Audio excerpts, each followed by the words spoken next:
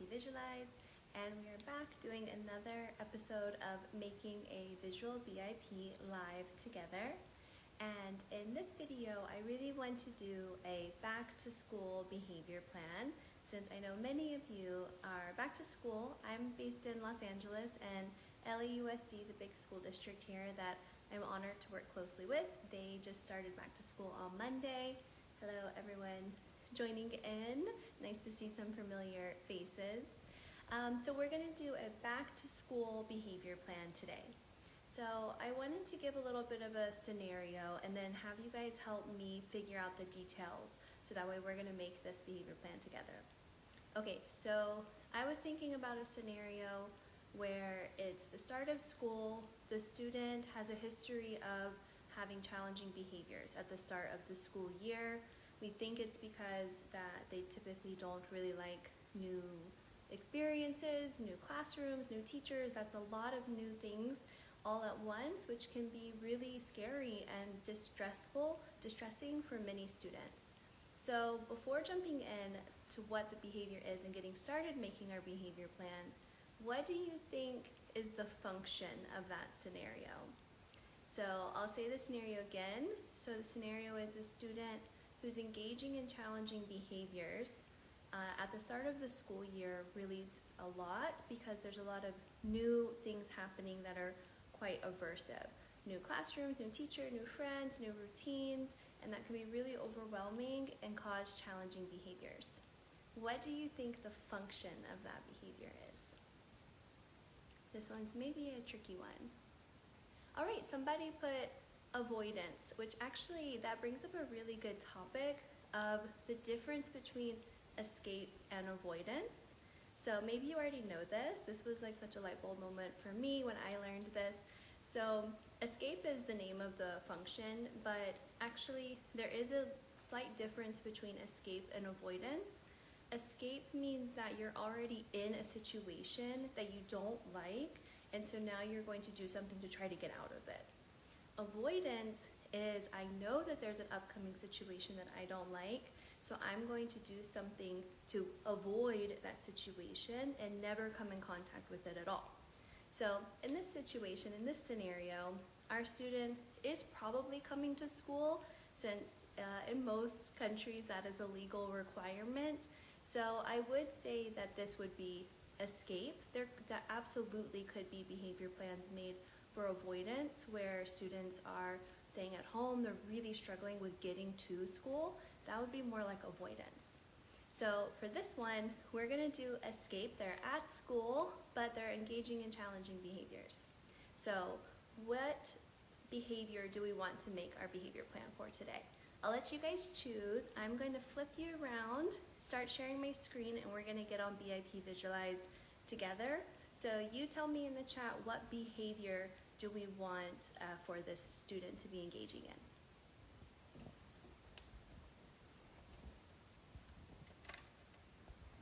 I have to remember how to do this. Okay, let me flip it around.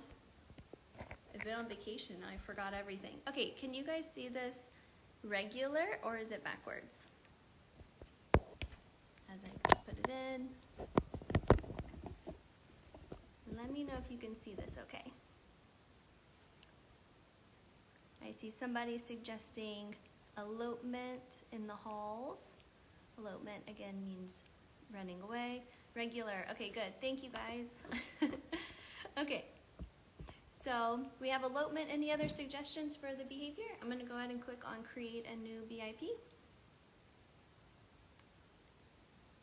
And we're gonna title this, I'm gonna title it after the initials of one of my friends who I see joining in.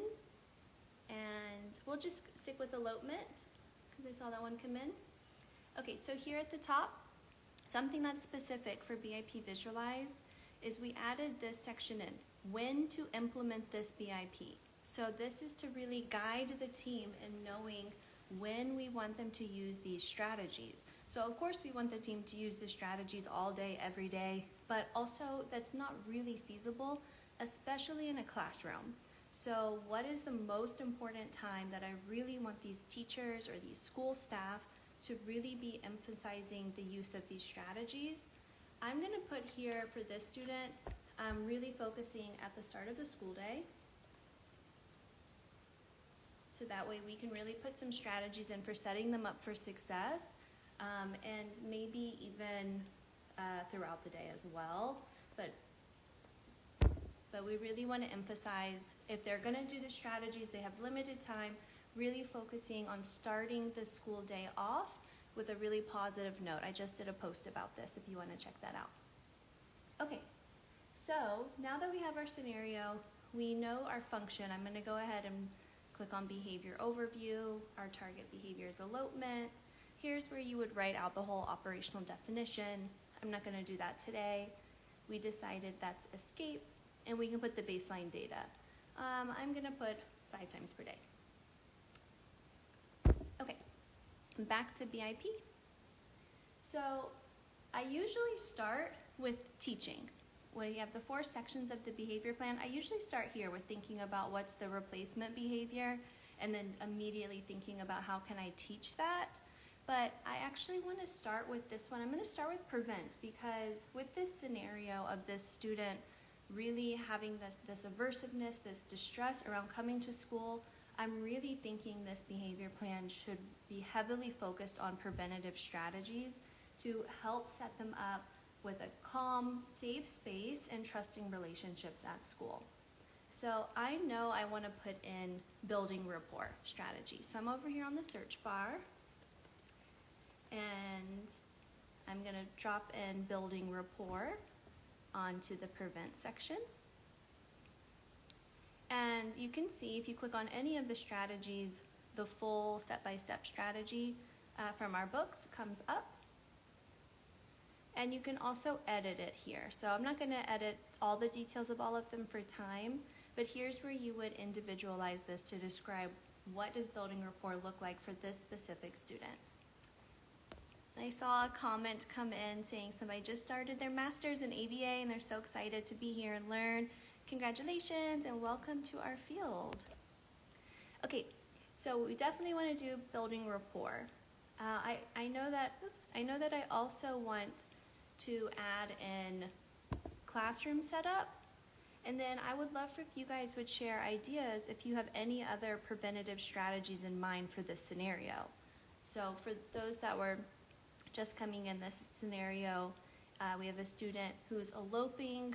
They don't like the start of the school year and all the changes. So while you're thinking about if there's any other preventative strategies, I'm going to show you the classroom setup strategy. So this can really help the teacher know specifically how to set up the classroom to best support this student, help them feel safe and protected at school. Like, for example, adding in a calm corner would be really beneficial. Maybe visuals that they can use as needed to communicate that they need help or space or a break. Okay. Any other ideas for preventative strategies that we want to add in?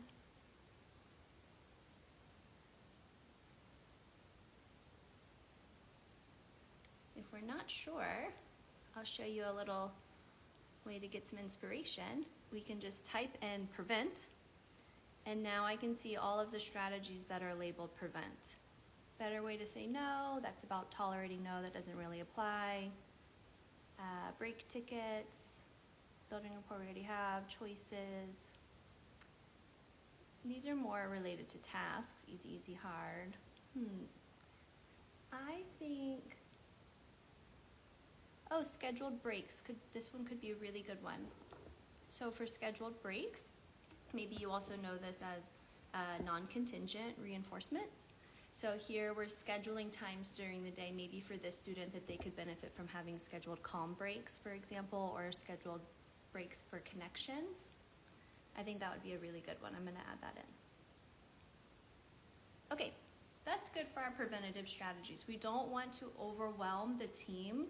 So the reason why visuals are so helpful is because it makes the team understand the strategies faster and also remember them, because most teams, you're going to have to memorize this behavior plan. You're not walking around with it in your hands all day long.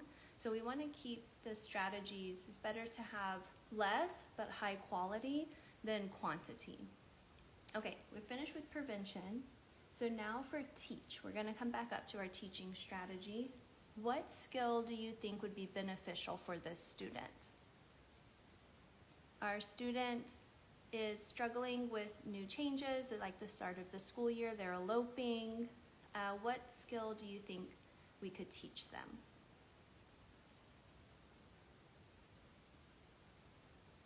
And this will be the replacement behavior. Okay, asking for a break. I like that idea. I might even for this student, depending on what skills are already in their repertoire, I think you could make a really good argument for asking for a break or self-regulation. I see two people that did asking for a break. I think I might start at this is the very beginning of the school year, with making sure that they have enough skills that they can use to regulate and to cope during challenging situations, and then start building asking for a break. That's up to you. I'm just thinking about what is the most essential thing for them to be able to do independently at the start of the school year.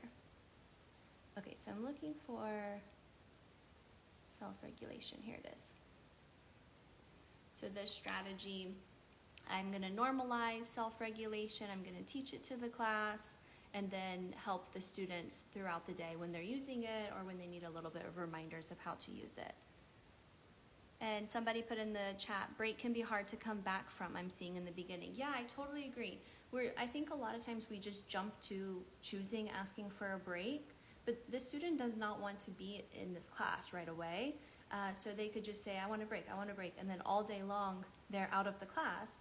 But by teaching them ways to go and take care of themselves and then come back to the class while slowly building that trust and enjoyment of being with the class, that could be more meaningful. And then you can also add in communication as you go. But of course, if they ask for a break, we want to honor that as well. Okay, so that's a good teaching strategy.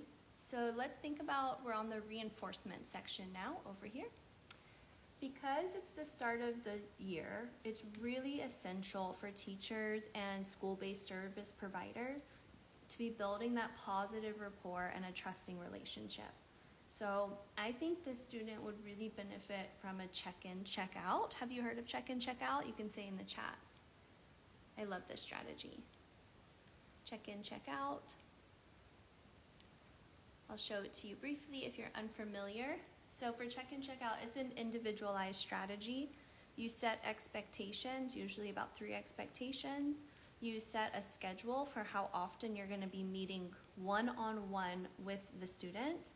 This is something that's just a very brief, less than 5 minutes check-in, and monitoring how are they doing so far, what can they work on in the next block. You're thinking about what are individualized rewards for them to be earning. And then throughout the day, you have these scheduled check-in times, and at the end of the day, they check out.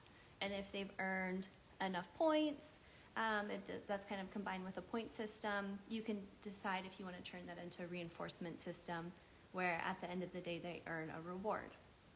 So I really love this strategy. I think it's perfect for the start of the school year, because with check-in, check-out, they have these set times throughout the day that they are meeting with a trusted adult that's helping to build rapport, that's helping to build that feeling of safety at school that can really help them not have so much aversion to coming to school. And so you can really help build meaningful relationships and that joy of coming to school. Okay, so we have the check-in, check-out. And last is behavior management. So in the check-in, check-out, if they didn't earn enough points to earn the reward, there is kind of this like natural consequence that they should probably feel a little bit disappointed that they didn't earn that reward. It's not punishment, but we want the reward to be motivating. And so if they don't earn that, then we can, at the end of the day when we're doing the checkout, we're explaining to them and talking with them about what they could do better the next day. And that should be a collaborative conversation and something that's way more like encouraging and skill building rather than punitive. But we do want to make sure that we have a strategy here on the response section so that the team knows how to respond when elopement occurs. So that's really important to include, because when the student is running out of the classroom, the team wants to know, what do I do? This is the number one most common question I get asked is, what do I do when blank occurs? So even though we see that a behavior plan is made up of all these different strategies, it's a carefully curated plan of different strategies put together. Honestly, most teachers are really concerned with this section right here. What do I do when aggression occurs? What do I do when they're running out of the classroom? What do I do when they're screaming at me? So it's very important that we have considered a thoughtful way to respond so that the team feels confident and we're ensuring that we are providing a compassionate response. Because this student is eloping, I think I'm going to do pause, redirect, reward. Hopefully for this student, we're able to kind of come and do a little pause, catch them before they go, off campus or something like that, but maybe we're just out in the hallway.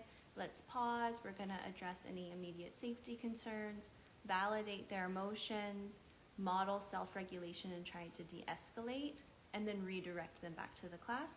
Or, because we've been working on those self-regulation strategies, we could redirect them to practice those self-regulation strategies with us before going back to the classroom. So again, now I have all of the behavior strategies in my behavior plan. I haven't individualized them. I'm not going to do that on this video, but if you're in here on your own program, you can see that everything is set up so that it's fill in the blank, and you can just, every time there is a parentheses, you can type in what you want it to be for your particular student. So to promote essential self-regulation skills of, I'm just going to put here taking a deep breath, and then maybe I name some other ones. So you individualize each one of these to finish the plan. And then when you're ready to share it with the team, you can click share. You can email. We are HIPAA compliant software. You can download and print this out, or you can present, and you can see all of we didn't type it in, but all of this background information is going to be here. And as the team hovers, as you present, you can hover over the strategies and open them up. Okay. That is our back to school BIP. It focuses a lot, as you can see, on preventative strategies.